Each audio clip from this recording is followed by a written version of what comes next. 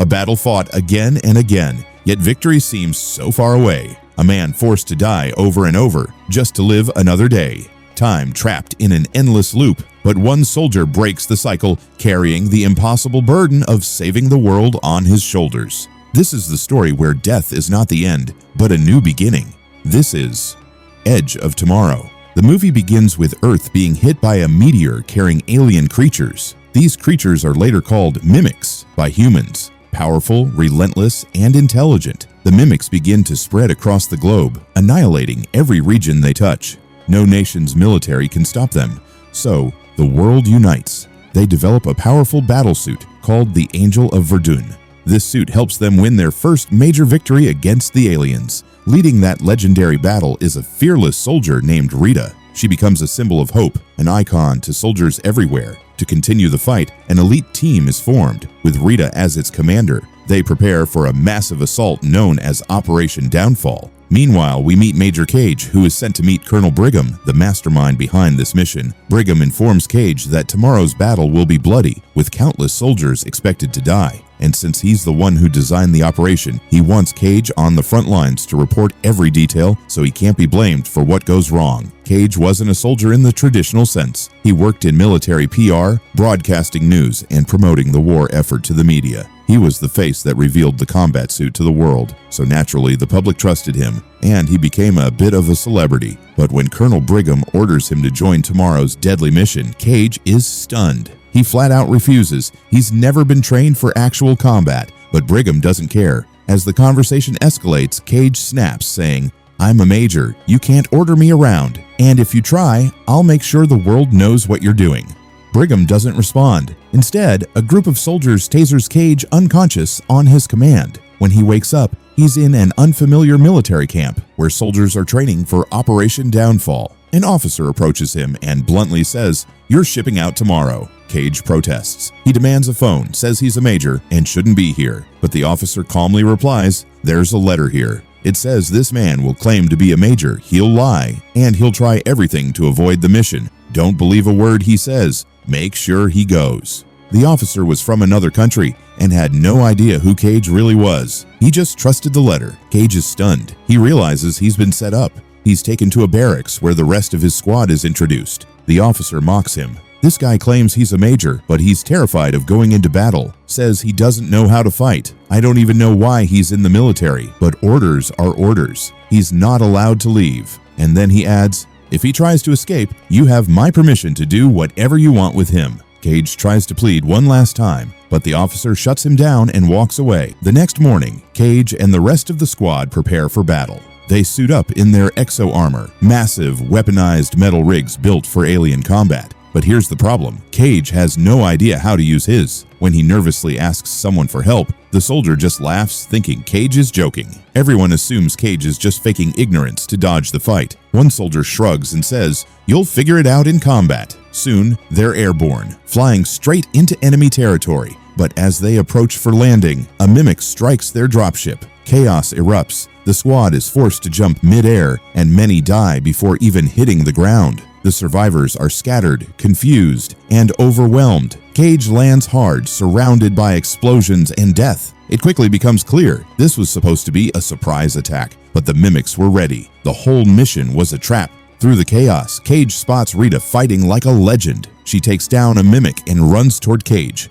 But before she reaches him, another mimic ambushes and kills her. Cage is horrified. He panics, tries to run, but there's no escape. A mimic charges him.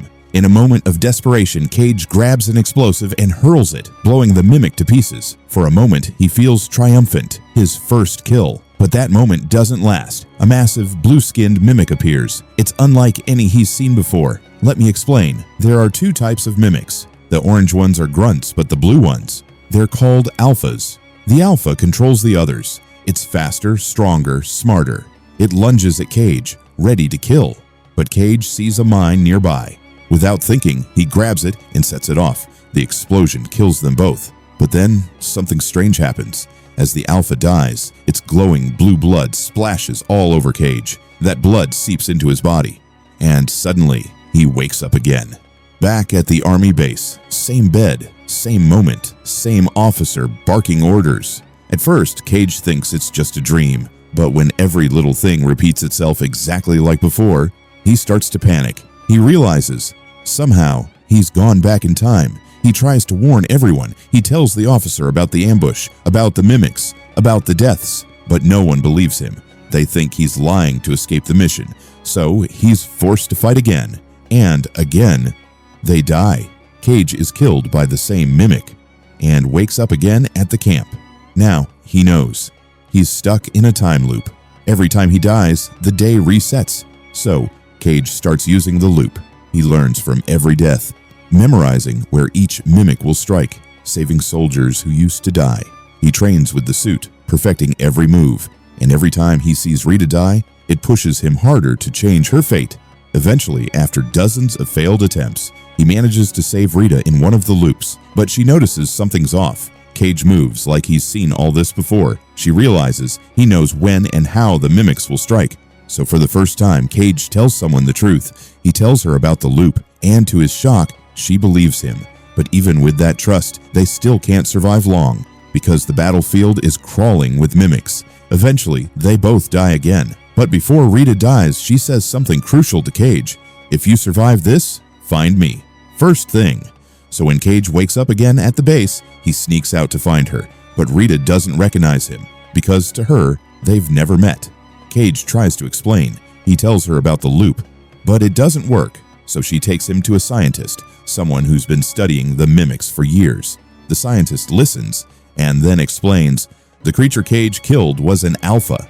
There are millions of mimics, but for every 6 million, only one alpha is born, and the alphas are connected to the omega, a central brain that controls them all. The omega has the power to reset time, so when an alpha dies, the omega rewinds time to try again, to change the outcome. But now, since Cage absorbed the alpha's blood, the omega thinks he is an alpha. So every time Cage dies, the omega resets the day, bringing him back. That's why the time loop began. Hearing this, Cage is stunned, but he asks, how do you know all this? Rita answers, she had the same ability once. In a past mission, she killed an alpha too, and like Cage, she kept coming back. But she lost the ability, because after a battle, she was severely wounded. They gave her a blood transfusion, and with that, the alpha's blood was flushed out. And since then, no more time loops. So, Rita warns Cage, if you ever get hurt badly, don't accept a transfusion. End it yourself, so you reset again. The more loops you live, the more we learn. That's how we win this war. Then Cage asks, what's the mission? Rita explains, those with alpha blood sometimes get visions of the omega's location. She wants Cage to follow that vision so they can kill the omega. If the omega dies, all mimics die with it. But Cage hesitates. He's not a soldier. How can he fight something that powerful? Rita looks him in the eye. Then we train. And so begins Cage's real mission. He trains harder than ever, learning to fight like a true warrior. And one day, during training, Cage is mortally wounded. Rita doesn't hesitate. She kills him instantly, because death means another chance. Now the real question was, how did the mimics already know about Operation Downfall? The truth is, when Rita and her team first defeated a group of mimics in one area, it was actually Omega who let them win on purpose. The reason was simple. If humans got a taste of victory, they'd get confident and launch a full-scale attack to finish off the mimics. But it was all a trap. The mimics didn't want to lose. They were setting up the humans for total annihilation. Meanwhile, we see how Cage's fighting skills kept improving. And one day, he finally had that dream again. He saw the location of the Omega. It was hidden inside a dam-like structure, a kind of switch gate. Cage told Rita everything that day, and together they began trying to track it down. But it wasn't easy. On the battlefield, the mimics were everywhere. Rita kept dying again and again. And because Cage had been through so many loops with her, he had started to care about her deeply. But Rita didn't feel the same way. She had no memory of their shared past. To her, Cage was just a soldier she barely knew for a few days. Still, every time Rita died, Cage couldn't take the pain, so he kept killing himself to reset the loop and save her. Eventually, he managed to get Rita out of the battlefield, and they started heading toward the dam in a car. But even in the car, a mimic attacked. Because they were strapped into tight armor suits, it was hard to fight, but they did. Eventually, their fuel and battery ran out, so they had to continue the journey on foot. They reached a house where a helicopter was parked. Inside, Cage tended to Rita's wounds and told her to rest. He even made her coffee, adding 2 spoons of sugar without asking.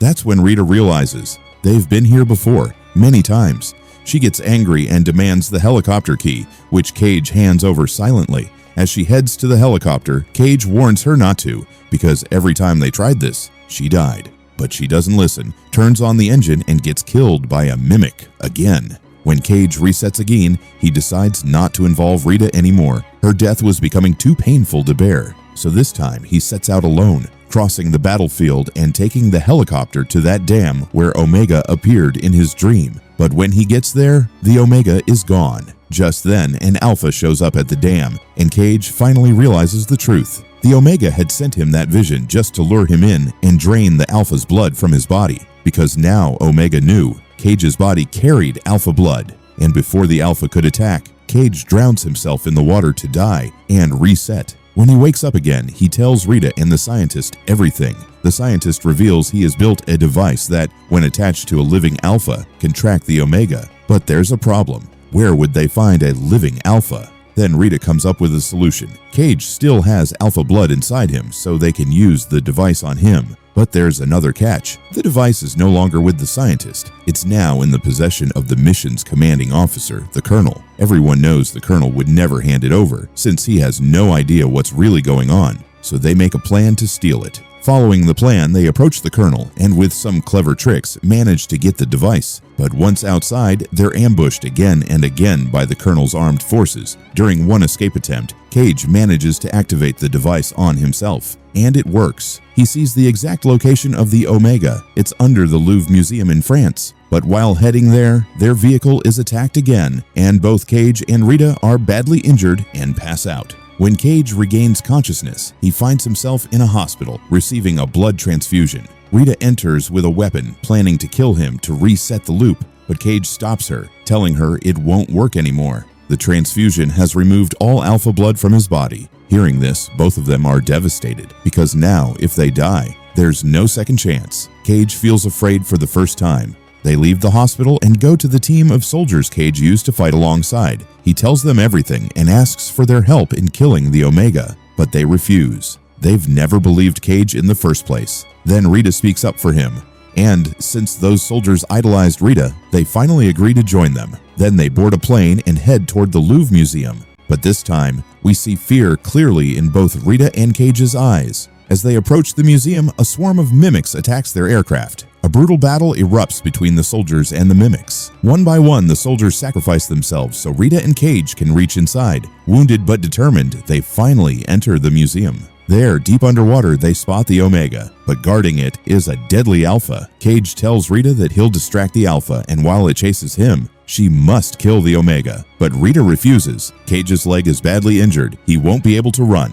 So Rita takes the job of distracting the Alpha and gives Cage the bomb. She kisses him and runs toward danger. The Alpha chases her, giving Cage his chance. He dives into the water with the bomb, but suddenly he hears a loud sound. He realizes Rita has been killed. Even in grief, Cage controls his emotions and keeps going. As he reaches deeper, the Alpha comes after him, signaled by the Omega. The Alpha attacks and Cage is dying. But before his last breath, he throws the bomb at the Omega. The explosion tears the Omega apart, and with its destruction, Omega's blood once again enters Cage's body. Cage wakes up, not just from death, but in a new timeline. He finds himself 2 days earlier, just before his meeting with the Colonel. On the news, he learns that after an explosion at the Louvre, all mimics have mysteriously died. Humanity no longer needs to fight. Hearing this, Cage is overwhelmed with relief. He goes back to the army camp where he used to restart every day, but now he's a major. The war is over. There, he sees all the same soldiers, this time alive and well. Finally, he goes to the place where he always first met Rita, but this time Rita doesn't recognize him. Still, seeing her alive fills Cage with peace. And with that, this powerful and emotional film comes to a perfect end.